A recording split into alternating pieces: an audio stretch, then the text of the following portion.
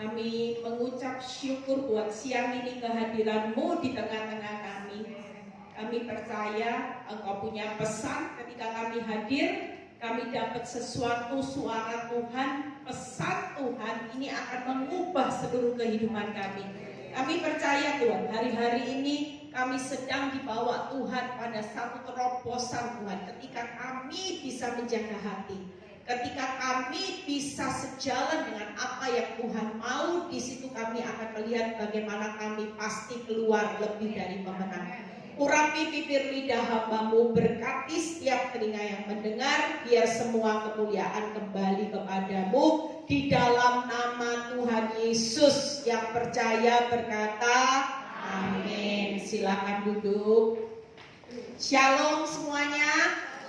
Ada sukacita. Ya, ini suara saya terpaksa agak saya volumenya tinggi ya. Jadi jangan merasa Bu Eli hari ini habis makan apa ini terlalu semangat. Karena setiap kali kalau direkam di malam ini masuk YouTube itu suaranya agak mendengung gitu ya.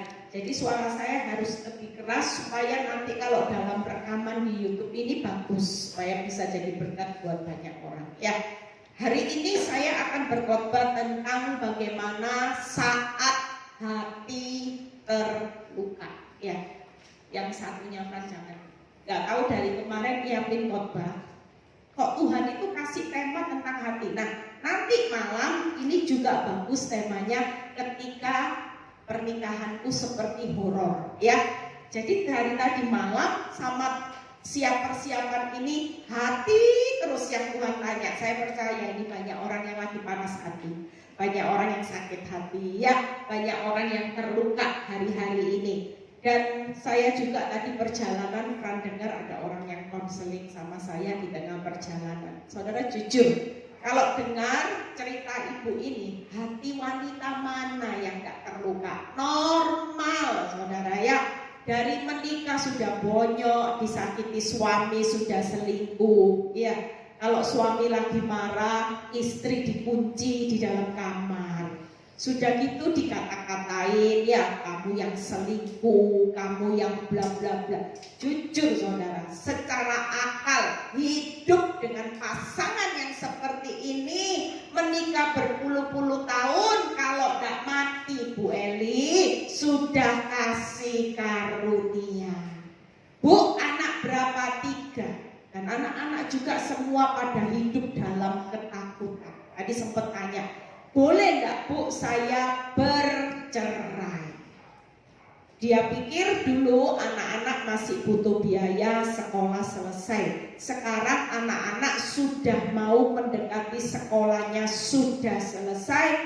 Boleh enggak Bu bercerai? Ya, sekali lagi kalau kita menjalani proses bersama Tuhan, pastikan bertahan bukan karena alasan apapun. Banyak ibu-ibu bertahan dalam rumah tangga karena alasan anak, ya, karena alasan uang, karena alasan jaga image. Tapi satu rumah yang satu tidur di lantai 1, satu tidur lantai 2, masing-masing Bu, saya punya simpanan, dia punya simpanan. Haleluya. Orang Kristen, Minggu pergi gereja sama-sama, Senin sampai Sabtu selingkuh sama-sama.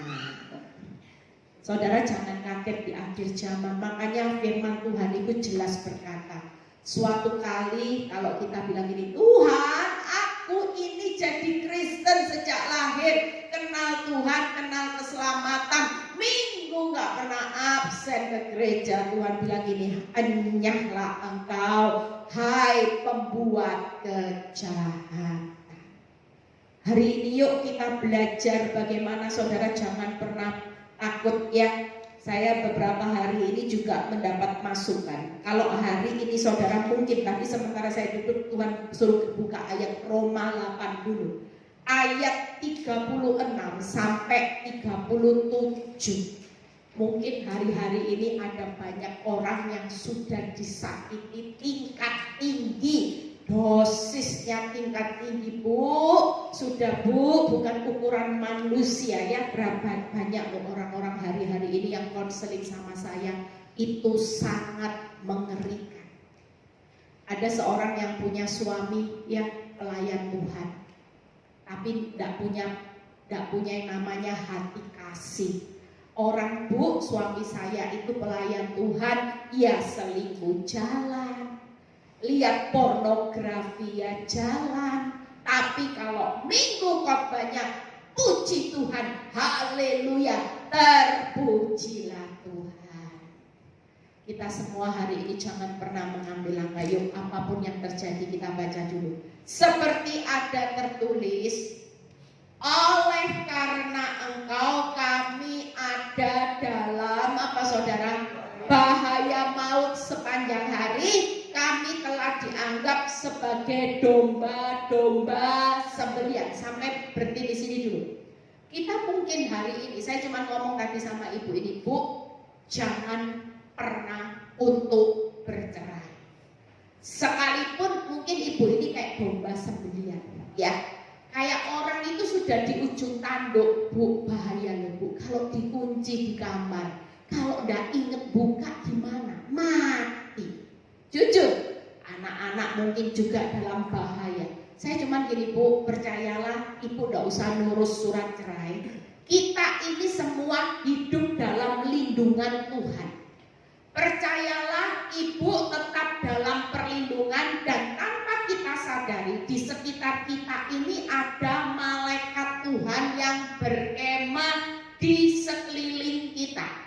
Jadi ibu tetap aman. Kalaupun ibu sudah dianggap bukan manusia, seperti domba-domba yang siap ngek Bu, rasanya tidak berdaya. Hati ibu sudah disakiti, mungkin disakiti itu bukan hanya satu goresan Bu, mungkin ada berapa ribu goresan. Tiap kali mau pulih dikores lagi 10. Bu Eli tiap kali mau mengampuni dikores lagi Bu Eli, lama-lama mati. Saya cuma bilang Bu, tenang Bu, selama ibu bisa responnya benar, ibu jangan ambil, saya bilang tadi, jangan ambil penanya Tuhan. Contohnya gimana? Kalau ibu cerai, ibu sedang ambil penanya Tuhan, tulis skenario cerai. Nanti kalau ini terjadi, siapa yang bertanggung jawab dengan skenario yang kita buat? Tapi kalau Tuhan membuat skenario, sekalipun sepanjang hari dalam bahaya maut, dianggap domba yang siap dingek antara hidup dan mati. Bu Eli sudah mengalami puluhan tahun hidup disakiti, hidup diinjak-injak. Tapi kalau kita ikuti skenarionya Tuhan, tidak ambil pena, kira-kira sang sutradara bertanggung jawab gak? Jelas. Tapi kalau kita ciptakan skenario sendiri, siapa yang mau mempertanggungjawabkan hidup kita di masa yang akan datang? Nah, kalau kita nurut ayat 37 itu bagian sutradara kita. Saudara jangan pikir hari ini hidupmu bonyok seperti apapun. Ada kata tetapi. Jangan berhenti jadi orang Kristen Tuhan. Bahaya sepanjang maut, kayak domba sembelian, tetapinya hancur. Enggak, ini loh. Kalau ikut sutradara, sebonyok-bonyoknya orang benar, separah-parahnya jalan hidup orang benar, selalu ada bagian sutradara kehidupan, yaitu Tuhan Yesus yang selalu berkata, nak, tetapi dalam semua perjalanan hidup, mau domba sembelian, bonyok seperti engkau di ujung tanduk antara hidup dan mati, orang berkata kamu bodoh, kamu kok mau hidup seperti ini, punya suami seperti ini. Karena apa? Karena kita tahu di balik kehidupan kita, Yesus sudah berkata, dalam semuanya itu kita lebih daripada siapa? Orang-orang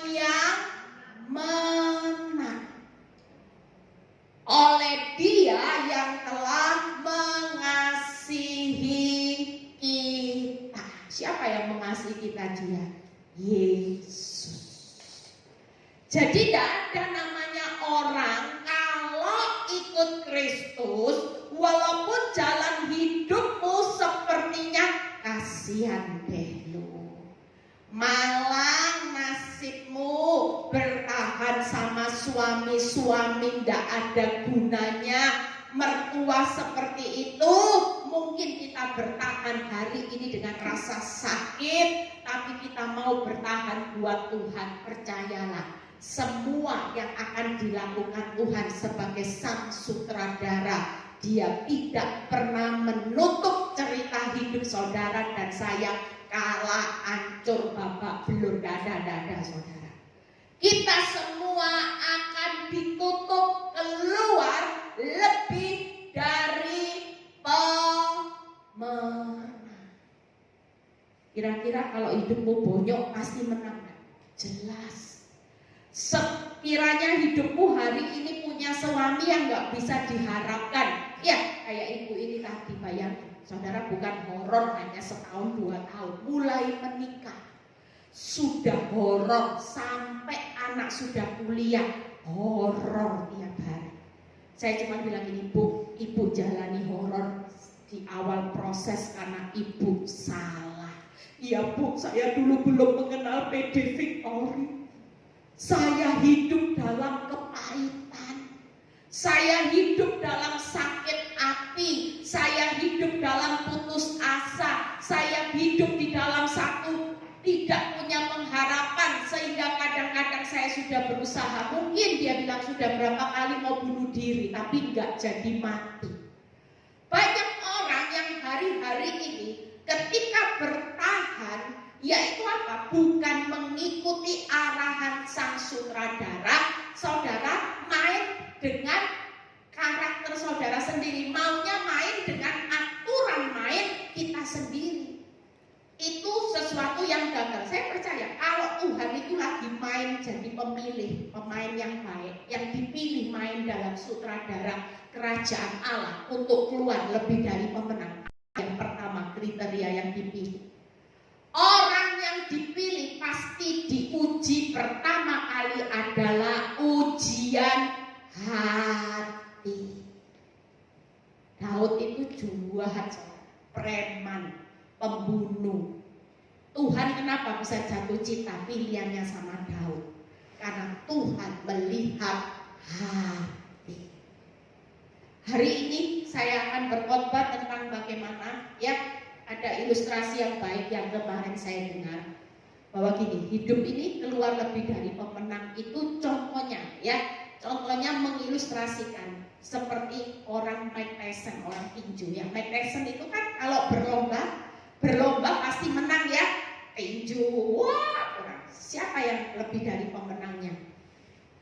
Yang jadi pemenangnya apa? Mike Tyson yang bonyok, ya, tinju terus dapat uang. Yang lebih dari pemenang siapa? Istrinya. Hasil uang, nggak enak ya, nggak pakai tinju, nggak pakai bonyok, istrinya gini, uang. Menang lagi, istrinya uang. Demikian hidup saudara dan saya. Hari ini Kristus itu sudah bayar hargamu, dimati di kayu salib. Kita semua supaya keluar lebih dari pemenang.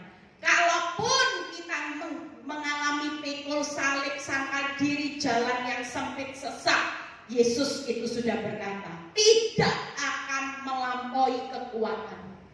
Apapun yang terjadi itu masih dalam batas. Bahkan 2 Korintus 4 dikatakan ayat 8 kalau nggak salah, semua penderitaan kita hanya biasa-biasa saja. Berarti kita yang terlalu lebay. Itu sebabnya saya berkhotbah tentang judulnya saat hati terluka, karena kita lagi dalam penilaian Tuhan. Jangan keluar dari cerita hidup yang Tuhan sudah buat skenarionya. Walaupun hidupmu hari ini menderita, hidupmu di ujung tanduk seperti domba sembelian, punya suami dari menikah sampai sekarang, sampai lupa rasanya Dulu saya mengalami keadaan yang sampai lupa bahagia di tahun awal. Tapi waktu saya berjalan bersama Tuhan, saking terlalu bahagianya, tiap kali ketiduran sampai kemarin mbak saya itu bangunin saya jam berapa ya? Dia bilang gini, "Loh, saya telepon saya masih jam 9 lebih dikit sudah tidak bisa angkat telepon." Kenapa? Tidur. Sudah rasanya terlalu bahagia. Orang tanya, "Bu Eli, apa sudah semua baik-baik?" Enggak, saya bahagia karena saya tahu pasti. Saya pasti keluar lebih dari pemenang. Semakin cerita hidup saya berliku-liku, semakin panjang cerita sinetron kehidupan saya, semakin banyak upah berkat kebahagiaan yang akan saya nikmati di masa depan. Amin. Kita semua jangan takut ya. Pasti, terutama ibu-ibu yang lagi bertahan dengan suami tanda kutip limited edition. Ya, jangan pernah ditukar tambah, dijual belikan. Setiap kita percayalah, berani bayar harga, ada kualitas. Tanya Bu Nini, ya, Bu Nini sudah bayar harganya mahal, kualitas perobatan suami, wow, keren. Kalau kita cuma sekedar bayar harganya mau yang biasa-biasa, nggak mungkin dapat perobatan limited edition nanti biasa-biasa. Saya terlalu percaya Pak Nyoto sudah bukan limited edition, super duper limited edition nanti perobatan.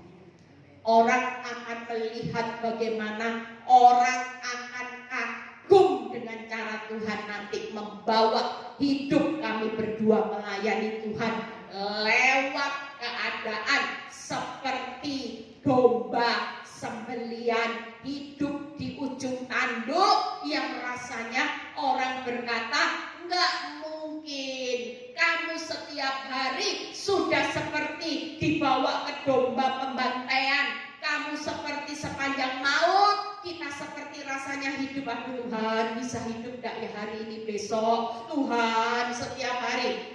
Mungkin orang bilang gini, bodoh, dunia berkata saya bodoh, ada pilihan di dunia yang menawarkan lebih baik, lebih ganteng, lebih mudah, lebih punya uang, kenapa memilih yang satu ini? Tapi percayalah, ketika saya tahu firman, saya cuma berkata, seburuk-buruknya orang benar, janji Tuhan tidak akan pernah dia lalai menepati. Saya akan melihat bukan hanya saya yang keluar lebih dari pemenang, tapi suami, anak-anak saya akan dibawa Tuhan semua keluar, bukan hanya keluar dari pemenang, tapi lebih dari pemenang. Amin. Jadi ikut Tuhan tuh jangan takut bonyok, jangan takut tuh Bu Eli antara hidup mati, sudah jangan takut. Ini firman Roma 8 sudah dikatakan, mau sepanjang hari kelihatan hidup dan mati, sepanjang hari seperti engkau tidak pernah dihargai, tidak pernah dicintai. Saya pernah dengar kesaksian seorang ibu, sampai suaminya mati, dia tidak pernah dicintai suami, tapi dia tetap bertahan mencintai suaminya sampai suaminya mati ada di samping dia. Dia tetap merawat suaminya sampai pulang ke rumah bapak. Dan hari ini ibu ini diberkati Tuhan. Dia jadi hamba Tuhan yang dipakai Tuhan luar biasa. Dia bisa melihat keturunan-keturunannya diberkati. Itu salah satu karena kita percaya. Bayangin kalau dia kesaksian, Bu, tahu enggak rasanya seorang wanita cuantik, saudara. Secara akal enggak mungkin suaminya enggak cinta.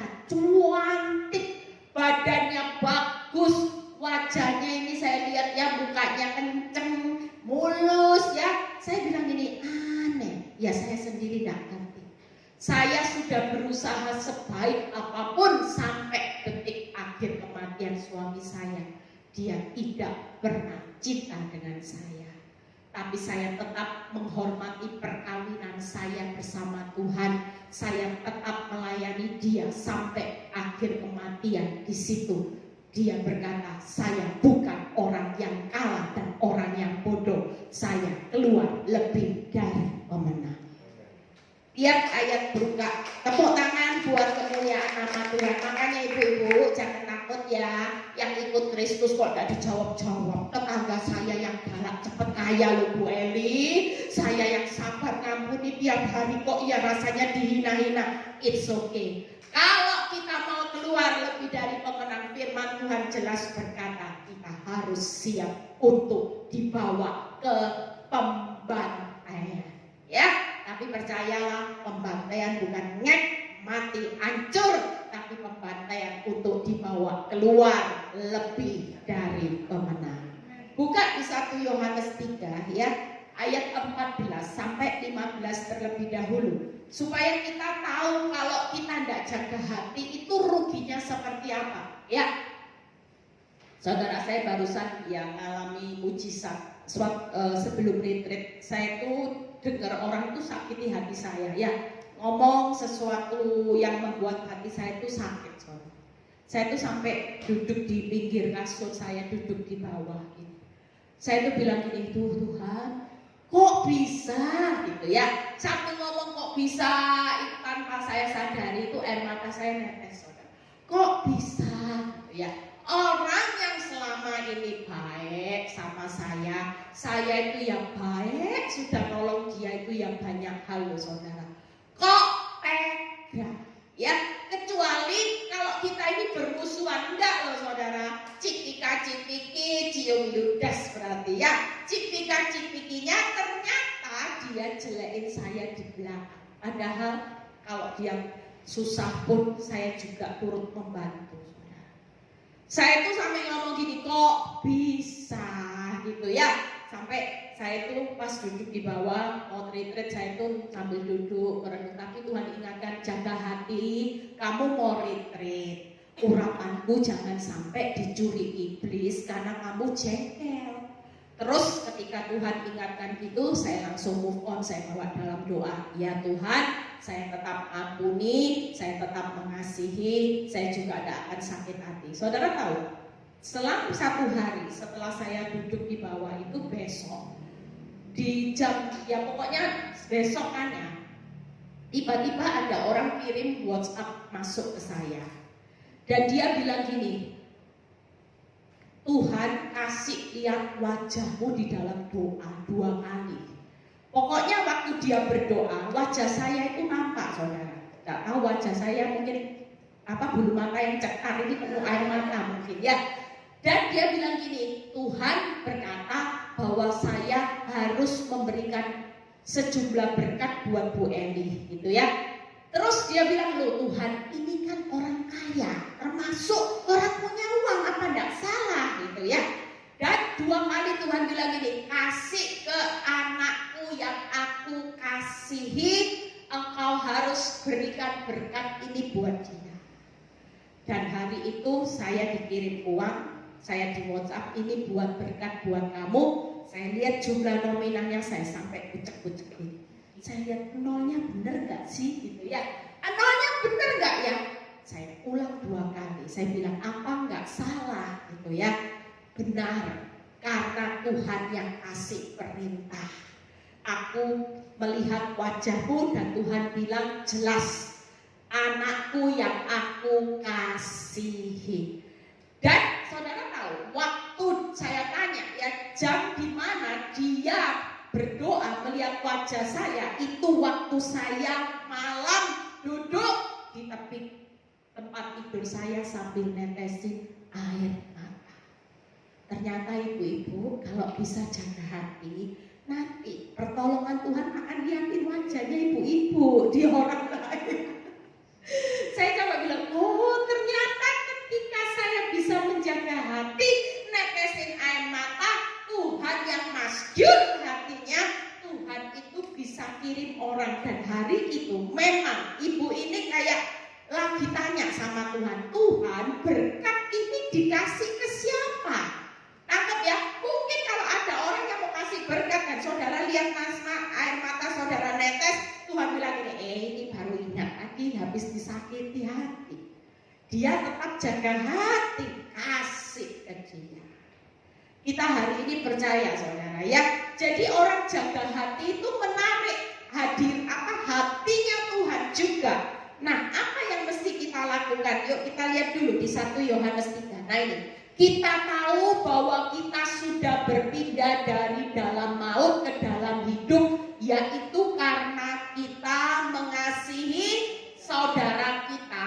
Barang siapa tidak mengasihi, ia tetap di dalam maut. Pastikan banyak orang benar hari-hari ini, sekalipun orang kalau dari lahir ya sampai hari ini jadi orang Kristen, mau melayani Tuhan, tapi kalau tidak bisa mengasihi, pastikan saudara tetap ada di dalam maut.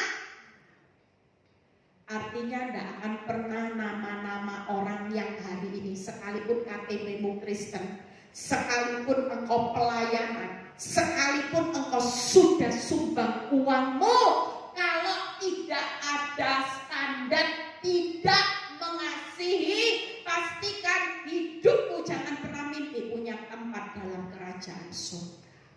Jelas. Ia tetap di dalam maut. Berikutnya, ini ayat yang membuat saya berobat, saudara. Saya dulu sakit hati sama pelakor. Saya nggak bisa ngampuni pelakor. Suami saya bisa, tapi sama pelakor hari itu saya bilang tunggu waktunya. Tuhan bilang gini, hati-hati. Kamu bilang tunggu-tunggu. Selama kamu tunggu-tunggu, kamu di dalam maut. Kalau kamu nggak bangun, buka mata kamu mati, tetap di dalam maut. Kira-kira kita mati tahu nggak, saudara? Kalau nggak punya kesempatan, Tuhan ampuni aku mengampuni pelakor, Tuhan, itu tetap di dalam maut. Lah kalau saudara tidur bilang nih, bentar ya Tuhan, aku nggak bisa mengampuni, kasih waktu. Lah kalau besok mati gimana, saudara?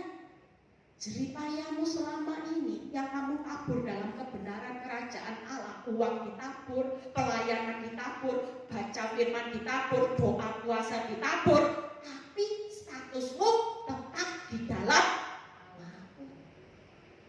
Ini resikonya besar.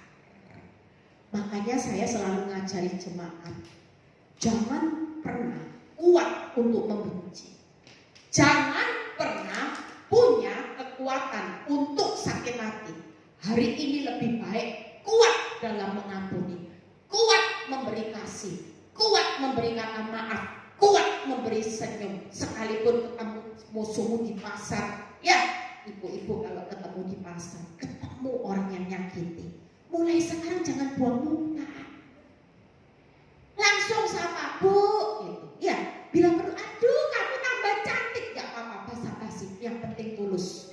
Walaupun mukanya tambah kayak Daniel, tetap katakan kamu tetap tambah cantik.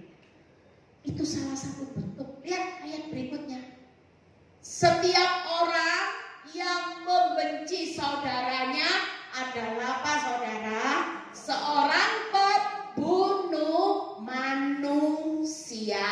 Dan kamu tahu bahwa tidak ada seorang pembunuh yang tetap memiliki hidup kekal dalam dirinya. Pastikan ibu-ibu, yuk kalau hari ini pulang nanti dengar orang nyakiti hatimu, jaga hati. Jangan sampai izinkan luka itu ada di dalam hatimu. Kenapa? Karena hari ini resikonya orang yang masih menyimpan kebencian, amarah, sakit hati, posisimu ada di dalam maut, engkau pembunuh manusia, dan engkau akan dicoret dari tempat kekekalan. Kira-kira rugi gak, saudara? Jadi orang benar kalau mengerti firman. Saya sejak mengerti firman ini jadi sadar, gak mau saudara simpen luka lama-lama. Yang memang sakit, namanya kita masih punya daging. Daging dicubit pasti teriak, aduh itu normal. Tapi yang gak normal, kalau sudah tahu firman, setelah sakit cepat pulih. Jangan terus bawa rasa sakit. Ketika engkau bawa rasa sakit, engkau sebagai pembunuh, engkau tetap dalam kerajaan maut, dan engkau tidak punya hidup kekal.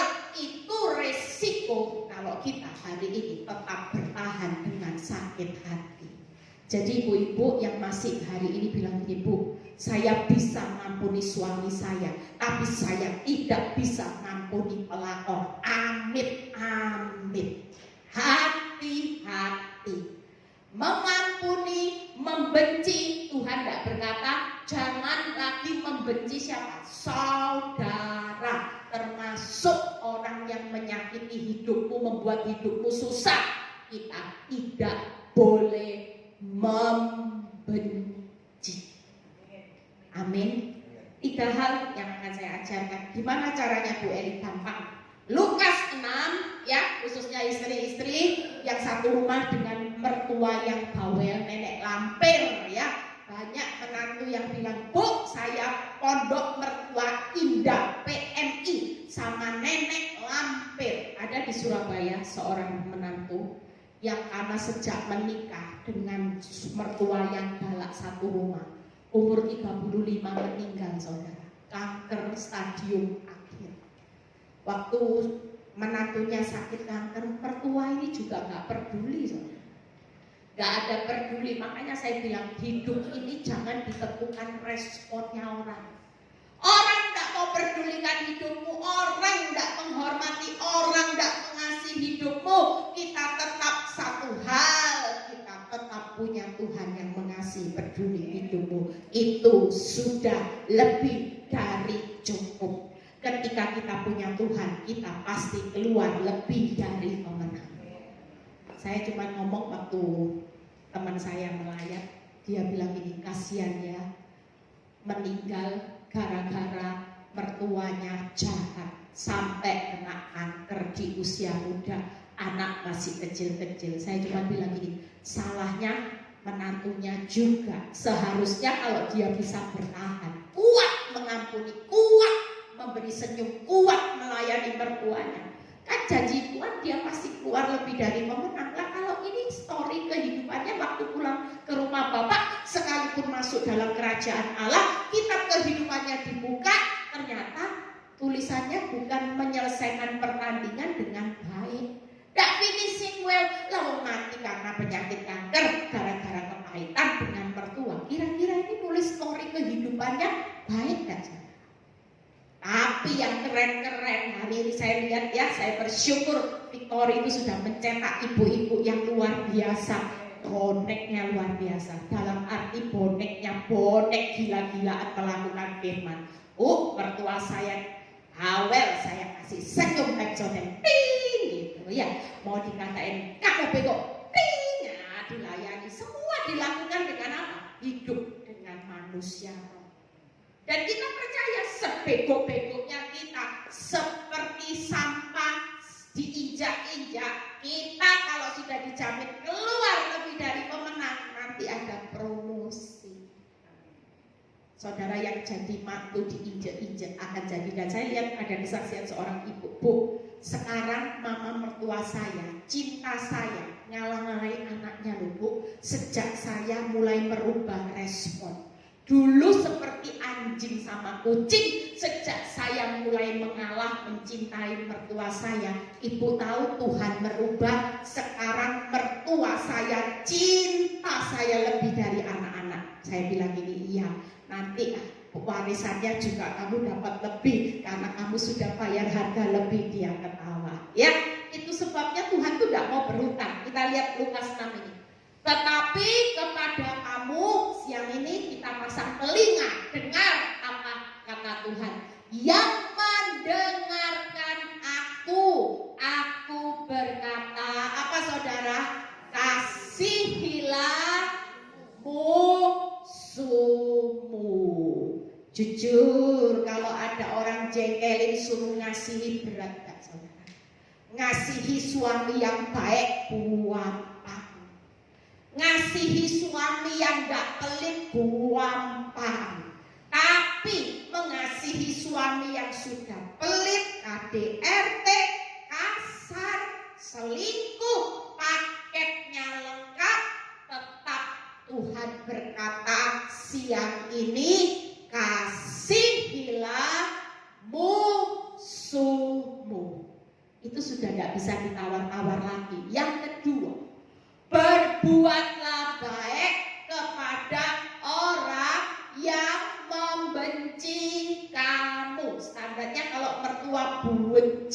sama saudara, suami benci sama saudara, saudara dan saya dengar apa kata Tuhan, berkata malah harus berbuat baik. Aduh, ikut Kristus susah ya Bu Eli. Bayangin berbuat baik sama orang yang benci kita. Kira-kira kalau kita baik sama orang yang benci kita, respon orang yang membenci kita walaupun kita baik, kita dihargai gak? Jelas enggak. Saya pernah satu kali ketika suami saya pulang ke rumah, Roh Kudus bilang gini, nanti kalau sudah pulang rumah siapin piring, sendok, ajak dia makan. Ya Tuhan, padahal di tangan saya punya bukti suami saya baru bohongi saya. Ya, pulang rasanya kepingin antara pilihan gini, mau marah karena ada bukti di tangan atau berbuat baik. Ya, rasanya Tuhan gitu ya. Tapi saya mulai taat sama Roh Kudus, sama Tuhan. Saya bilang, iya Tuhan. Pulang setelah itu saya bilang, mau makan apa gitu. Habis itu saya bilang sama Mbak, ayo Mbak sini siapin piring makanan gitu ya. Ternyata setelah disiapin gitu, saudara tahu jawaban orang yang lagi nak lihat istrinya, tidak mungkin jawabannya thank you ya honey. Enggak saudara, jawabannya di luar nalar. Bilang ini, gak usah repot, aku tidak perlu butuh bantuanmu, sana pergi. Jujur, sakitnya luar biasa. Saya bilang, tahu saya kasih urus-urus biar kapok sudah. Gak usah disiapin makan, tapi langsung makanannya dikasih. Yang namanya obat, urus-urus biar diare-diare. Lu jujur, secara akal, kalau kita mau dengan kekuatan daging, gak mungkin kita mau berbuat baik, saudara. Apalagi di tangan ada bukti yang buat saya berkata, kurang ajar kamu. Jujur, tapi karena firman berkata, berbuat baik kepada orang sekalipun dia membenci hidupmu, tetaplah berbuat baik. Berikutnya, Lukas 6 ayat 28. Mintalah berkat bagi orang yang mengutuk kamu. Hari ini gak boleh kita mengutuki suami kita biar setruk, biar bangkrut, gak boleh. Ya, ada seorang ibu yang mengutuki suaminya, Tuhan buat suami saya bangkrut supaya tobat. Dijawab loh sama Tuhan, bangkrut dari kaya sekali ya. Waktu itu kalau nggak saya dia kesaksian, dia itu suaminya punya developer. Jadi kayak punya perumahan real estate kecil, berarti kaya ya kalau sudah punya. Sampai begitu habis, sampai hari ini ibu ini tetap jual makanan roti-roti. Dan dia berkata gini, hati-hati dengan mulut. Begitu kutuk sumpah serapah dikeluarkan, sekalipun suami saya sudah kembali dalam keadaan bangkrut, gak ada terobosan berkat. Susahnya luar biasa. Suami dapat pekerjaan susah, saya juga sampai hari ini berkat itu susah. Sekalipun saya sudah cabut perkataan saya. Kenapa? Karena bertahun-tahun saya sudah mengucapkan sumpah serapah kutuk buat suami saya, sehingga sampai hari ini hidupnya saya lihat dia masih tetap jual kue. Susah gak sama? Kalau kita nurut sama Tuhan, berkati aja, berkati. Balik saudara diajak honeymoon ke Eropa, dibeliin rumah baru, dibeliin mobil baru. Kenapa? Karena Tuhan berkata keluar lebih dari pemenang, segala sesuatu indah. Yang suamimu indah, pekerjaan indah, anak-anak indah. Loh kok kita mengubah skenario-nya Tuhan? Siapa yang membuat hidup kita tidak indah? Karena kita sendiri yang mengubah semuanya. Disuruh berkati malah dikutuki, dihakimi, dikata-kata yang buruk. Hidup mati dikuasai lidah. Kalau setiap hari yang dikembangkan kutuk penghakiman, maka itu yang dimakan. Ibu ini cerita, Bu, itu benar-benar terjadi buat keluarga kami. Makanya pesan dia waktu dia kesaksian, jangan pernah ibu-ibu mengeluarkan kata-kata kutuk, sumpah serapah, penghakiman terhadap anak-anak, terhadap suami. Karena itu nanti yang akan dimakan buahnya. Pastikan hari hari ini kalau suamimu mengutuki hidupmu, misalnya memang kamu istri dasar bego, mukaku sudah jelek, tua, aku gak cinta sama kamu, gak usah dibales, memang wajahmu brengsek, kamu setruk nanti ya, lihat ya, nah gak usah seperti itu. Gimana Bu jawabnya Bu? Kadang suami saya itu meludahi saya. Ada loh seorang ibu, kasihan saya kalau dia konseling. Bu, saya itu kalau tiap marah saya itu diludahi. Sudah bukan kayak manusia, saya kayak binatang Bu. Pembantu aja Bu masih dihormati. Ini istri kalau marah diludahi. Sudah Bu, katakan puji Tuhan, haleluya, berkati dia terus. Nah kalau diberkati tambah lama tambah sehat, gak mati-mati saya yang mati. Saya cuma bilang enggak Bu, saya bilang Tuhan tahu batas kekuatan manusia. Tidak ada orang berdosa itu yang terus gebuk segar. Suatu kali dia juga akan bayar harga, ya. Jadi percayalah ibu-ibu, tidak usah takut. Makin didoakan sehat, diberkati, nanti makin lupa daratan. Enggak, Tuhan itu punya wewenang kedaulatan. Dia menulis segala sesuatunya indah pada waktunya. Tidak usah ngajari Tuhan. Tuhan kalau didoain berkat, dia tambah diberkati, tambah sehat saya yang terus ditindas. Enggak. Ya, dia pasti punya cerita hidup yang ketika kita lulus ujian hati, saudara pasti akan diberi berkat. Enggak mungkin orang kalau lulus ujian hati, percaya saya ini waktu sudah lulus ujian sehati, terobosan demi terobosan Tuhan buka. Satu pintu, buka banyak pintu, itu Tuhan kerjakan dalam hidup saya. Termasuk terobosan jadi hamba Tuhan, itu salah satunya karena saya mulai menjaga hati. Yang berikutnya, berdoalah bagi orang yang mencaci kamu. Buka PowerPoint-nya, setelah itu kita selesai. Ya, 3 hal yang kita harus belajar. Saat hati terluka, ya 3 hal saudara. Kita belajar sama-sama. Yang pertama, ya, kasihi musuh. Itu perintah sudah ya. Tidak ada penawaran lagi yang bisa mengubah benci musuh. Tidak ada. Jadi mulai sekarang standar hati itu kasihi musuh. Nenek lampir kasihi ya. Nenek lampir mertuamu yang selama ini menjegelkan hidupmu, tetanggamu, teman baik yang menusuk hidupmu dari belakang. Tidak ada standar hari ini hati bisa bilang ini, tunggu dulu, enggak. Nanti resikonya tinggi. Kalau kita besok tidak bangun tidur, kita tetap ada di dalam maut. Hati-hati loh ya.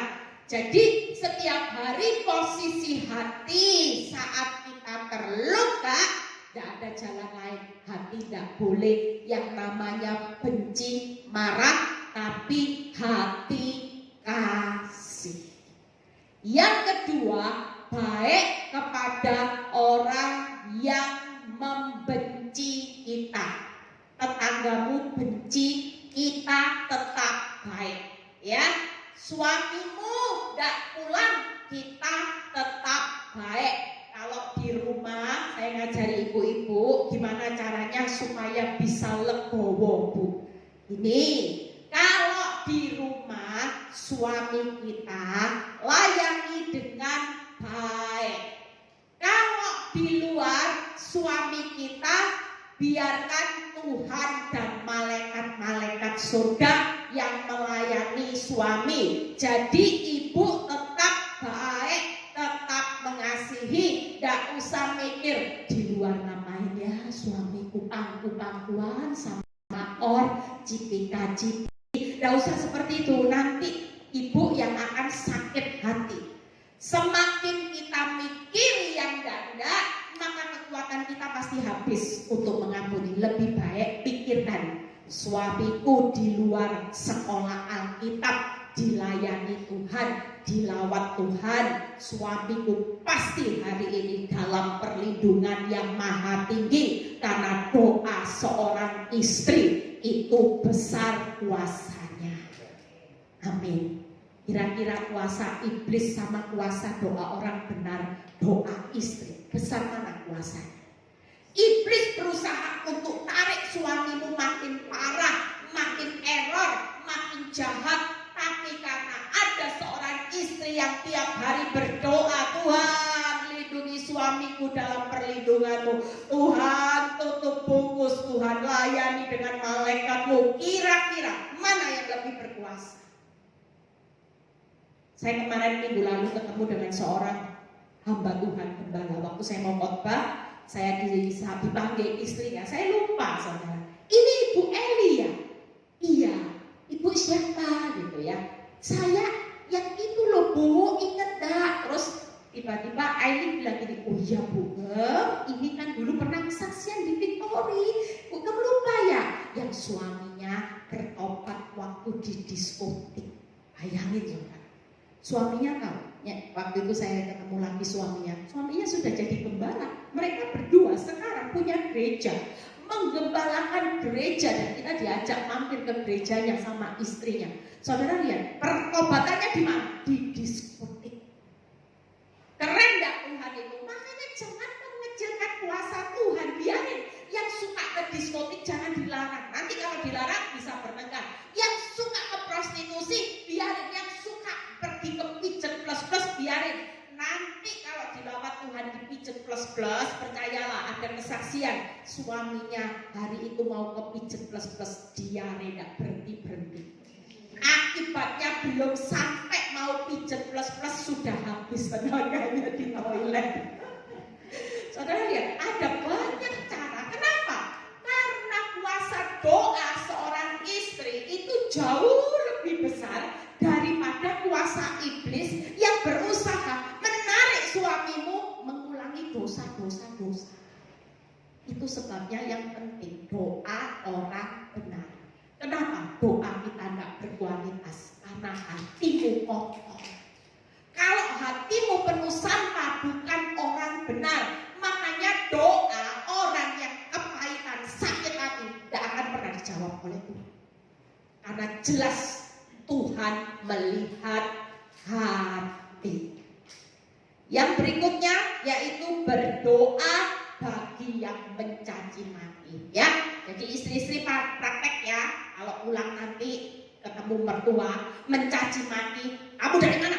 Memang kamu bisanya jadi mantu-mantu menghabiskan uang. Nah, jangan dibalik. Aku juga mama mertua bisa apa? Gitu ya, jangan. Berdoa. Jadi kalau nanti caci maki doakan, Tuhan lawan dia supaya diberi kesehatan panjang umur. Jangan didoakan cepat mati. Ya, jangan nanti lihat hati lagi. Tuhan ampuni mertuaku karena dia tidak tahu apa yang dia perbuat. Sudah, doa sederhana. Kan ini perintah saudara, disuruh berdoa. Jadi ibu-ibu praktek nanti ya. Kalau anak caci maki tidak usah dimarahi. Saya kalau sudah dicaci maki anak, saya doakan dalam hati, Tuhan jamah dia. Tanya mama saya sampai bilang gini, tak akui kamu sekarang ciamik gitu ya. Anakku walaupun ngomelin, kalau dulu tanya mama saya, ini bisa gini-gini saya sama anak, mengajar. Tapi hari ini waktu dia caci maki saya cuma berdoa dalam hati, Tuhan mereka tetap anak-anak yang terbaik, yang Tuhan pasti pakai hidup mereka luar biasa. Itu doa orang benar besar kuasanya. Tepuk tangan buat kemuliaan nama Tuhan. Suatu kali doa-doa kita dari anak yang suka maki-maki orang tua, yang suka berontak karena berdoa lawannya kita, bukan membalas caci maki, kita doa. Suatu kali Tuhan akan tangkap anak, suami, mertua yang selama ini suka kerjaannya mencaci maki hidupmu. Tuhan akan ubah sesuai dengan doa kita sebagai orang benar. Tepuk tangan buat kemuliaan nama Tuhan. Itu kerennya Tuhan. Yuk, waktunya berjalan. Fran, dibuka sekilas. Nah, kasihi musuh ya, 1 Yohanes 4 ayat 7 sampai 8 kita baca. 2 poin lagi kita selesai. Kenapa sih kita perlu mengasihi musuh? Karena apa? Saudara lihat ayat ini bagus, 1 Yohanes 4 ayat 7 sampai 8 ya. 2 poin kita selesai. Cepat kok ini.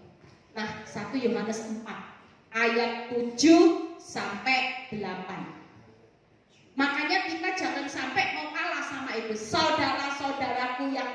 kasih, marilah, ini ajakan, kita saling mengasihi. Sebab apa saudara? Kasih itu berasal dari Allah, dan setiap orang yang mengasihi apa saudara? Lahir dari Allah dan mengenal Allah. Jadi orang yang kuat membenci itu hati-hati loh, benih iblis ada dalam hidup. Engkau bukan berasal dari Allah, dan kalau kita mengenal bahwa Allah itu kasih, tidak akan saudara kuat untuk membenci lebih dari 1 jam. Sebentar aja masih gini, oh bego amat mau benci, enggak, aku harus mau melakukan yang baik. Waktu saya disakiti orang yang itu, saya kirim makanan saudara. Tuhan bilang ini, tenang aja, enggak usah sakit hati, kirim makanan, saya kirim makanan, enggak peduli respon dia. Sekalipun saya tahu dia lagi sakiti hidup saya kirim makanan, saya enggak peduli saudara. Itu sebabnya, lihat berikutnya 8 ya. Barang siapa tidak mengasihi, ia tidak mengenal Allah. Diulang lagi, sebab Allah adalah kasih. Jadi kalau saudara benci, berarti saudara hari ini bukan berasal dari Allah, tapi dari iblis. Percuma saudara melayani kalau saling membenci, saudara berasal dari iblis. Percuma kita bisa berkhotbah kalau kita tidak bisa mengasihi, kita pengkhotbah yang dari iblis. Gak enak ya. Jadi worship leader dari iblis. Jadi pengkhotbah karena hatinya gak lulus, pengkhotbah dari iblis. Loh kan gak enak saudara. Pengkhotbah dari iblis itu mengkhotbahkan siapa? Sekalipun kelihatannya yang saudara khotbahkan firman Tuhan, tapi Tuhan berkata, engkau bukan pengkhotbah yang berasal dari aku, tapi engkau pengkhotbah yang berasal dari iblis. Jangan mimpi orang yang jadi pelayan Tuhan dari iblis akan menikmati buahnya. Saudara akan dicoret oleh Tuhan. 3 hal ini, yuk kasihi musuh. Kenapa? Karena Allah adalah kasih. Kita berasal dari Allah. Kalau saudara baca nanti di 1 Petrus 4 ayat 8, kasih menutup banyak dosa dan banyak pelanggaran. Ya, berikutnya yang kedua, berbuat baik. 3 Yohanes 1 ayat 11 kita baca. 3 Yohanes 1 ayat 11, satu pembahasan lagi kita selesai. 3 Yohanes 1 ayat 11. 3 Yohanes 1 ayat 11. Kita baca sama-sama ya. Kita percaya bahwa firman Tuhan ini akan membekali saudara ketika saudara pulang dari tempat ini. Nanti kalau diserempet mobil, dimaki orang, nggak salah ya. Khususnya angkot-angkot itu yang tinggal jengkel, jangan balas caci maki ya. Doakan Tuhan, doakan angkot ya. Habis ini sering doain orang yang caci maki saudara, doakan semua, doakan. Jangan pernah dibalas caci maki. Walaupun saudara hari ini punya wewenang, rasanya jengkel. Dulu saya suka jengkel saudara. Saya kalau dimaki angkot gitu ya, karena dulu di perusahaan suami saya itu harus lewat jalan yang banyak angkot mikroletnya. Tiap kali jalannya sempit, mereka itu sering kali ya jalannya itu suka main serobot-serobot gitu ya. Saya itu sering dapat maki-makian sama sopirnya angkot-angkot itu. Tapi berhubung karena saya belum bertobat, saya selalu ngomong gini, sudah hidupmu susah, jualan sama orang makin susah. Nah itu dulu saya ya. Tapi sejak saya mengerti firman, enggak sudah. Makin dia maki saya harus mendoakan yang baik ya. Saudara yang kekasih ya, janganlah meniru yang jahat, melainkan yang baik. Barang siapa berbuat baik, diulangi lagi, ia berasal dari Allah. Tetapi barang siapa berbuat jahat, ia tidak pernah melihat Allah. Berikutnya kita buka Galatia 6 ayat 9 sampai 10. Galatia 6 ayat 9 aja sudah. Apa yang dikatakan? Jangan kita jemu-jemu berbuat baik, karena apabila sudah datang waktunya, kita pasti menuai. Baik sama suami nggak baik itu rugi nggak? Suatu kali kita pasti menuai kebaikan kita jika kita tidak menjadi lemah. Seringkali kebaikan kita kalau sudah 5 tahun Bu Elia, 5 tahun limited edition, gak berubah-berubah, saya pasti juga cerai. Nah ini lemah saudara. Pada akhirnya bukan yang baik bisa menang, ternyata yang jahat bisa menang atas saudara. Sehingga saudara ikut jadi lemah, responmu menggugat suami cerai gagal. Yang ditabur 5 tahun harusnya sudah ada tuaiannya, tapi karena jadi lemah menggugat cerai 5 tahunnya hangus. Jadi makanya firman ini bilang gini, sekali menabur baik jangan pernah lihat hasil. Kalau lihat hasil pasti jadi lemah. Baik sama suamimu tambah horor. Bu Eli horor, ya sudahlah biarin. Yang horor urusannya Tuhan. Tapi kita tetap berasal dari Tuhan. Kita tetap jangan jemu berbuat baik. Nah ini, orang baik itu akan melihat halah, suatu kali akan menuai, dan kita akan mengalahkan kejahatan musuh. Jangan kalah dengan kejahatan, karena suatu kali kebaikan itu pasti menang atas kejahatan. Amin. Suatu kali suami yang jahat-jahat, yang error, itu pasti dimenangkan oleh kebaikan istri yang tidak pernah menjadi lemah untuk menabur benih kebaikan. Amin. Beri yang terakhir yuk, doa. Nah ini Matius 6 ayat 12 itu bagaimana doa Bapa kami yang berkata, buka dulu ya. Matius 6 ayat 12. Kenapa kita perlu berdoa saat kita hidup dengan orang yang galak? Ya, ampunilah kami dan kesalahan kami seperti kami juga mengampuni orang yang bersalah kepada kami. Kita percaya doa Bapak kami ini tiap hari kita pasti bilang ini ya, Tuhan ampuni kami. Ampuni kami, sepanjang hari ini kami berdosa. Tapi ada kelanjutannya. Orang yang diampuni itu seperti orang yang bisa juga mengampuni orang yang bersalah kepada kami. Jadi artinya Tuhan pasti mengampuni orang yang bisa mengampuni. Tapi kalau orang nggak bisa mengampuni, Bapak di surga juga tidak akan pernah mengampuni. Bukan 3 hal kenapa kita perlu berdoa hari ini ya. Bagaimana nah? Doa itu kekuatan buat kita untuk mampu menghadapi musuh. Jelas, kalau kita tanpa doa memberkati, ya kita tidak ada kekuatan doa, maka kita pasti kalah dengan menghadapi kekuatan musuh. Kita pasti kepancing emosi. Doa itu kekuatan untuk tidak melawan orang yang jahat. Karena waktu kita berdoa, kita lagi menarik kuasa kekuatan Tuhan untuk bisa mengampuni, untuk tidak melawan orang yang jahat. Dan doa itu kekuatan kita untuk mengasihi dan tidak mengutuki musuh. Saya sudah selesai, yuk kita mau nyanyikan. Ya, 3 hal apa saudara bekal ketika hati terluka? Siapa yang ingat dapat permen coklat? Yang pertama apa saudara? Kasihi musuh. Yang kedua, diingat-ingat ini sudah di memori di otak, supaya kalau nanti pulang menghadapi realita, suami error, mertua error, anak error, tetangga error, semua yang error di sekitar kita, kita tetap punya memori dalam pikiran kita. Kasihi, baik, berdoa. Itu aja ya. Tuhan Yesus memberkati. Yuk Fran, kita mau menyanyikan satu bangkit berdiri, ibu-ibu ya.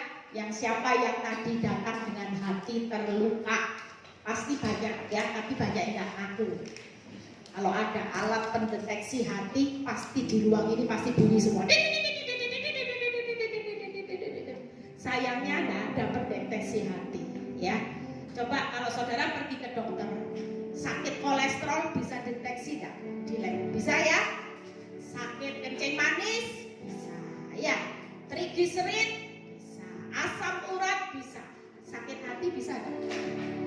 Sakit hati bisa enggak? Saudara yang tahu hari ini, kalau hidupmu hari ini ada sampah, luka, katakan sama Tuhan, aku enggak mau jadi orang bodoh.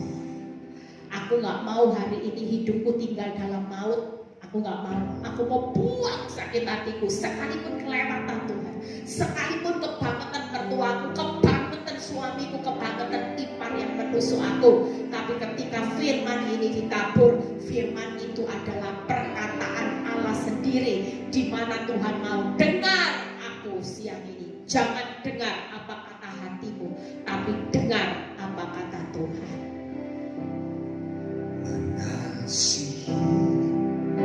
Mengasihi lebih sungguh, mengasihi lebih sungguh.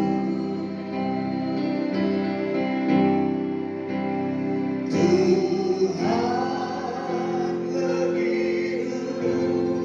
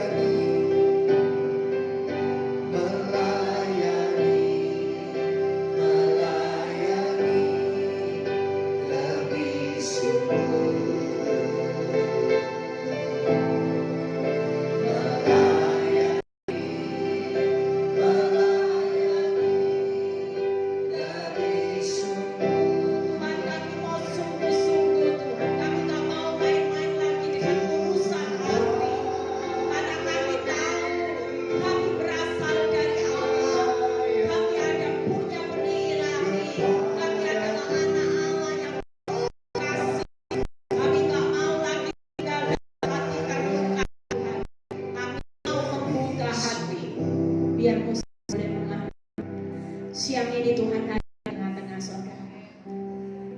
Kalau berhari-hari Tuhan taruh khotbah tema tentang hati yang terluka, itu berarti Tuhan tahu bahwa saudara yang datang ke tempat ini ada banyak luka bertahun-tahun.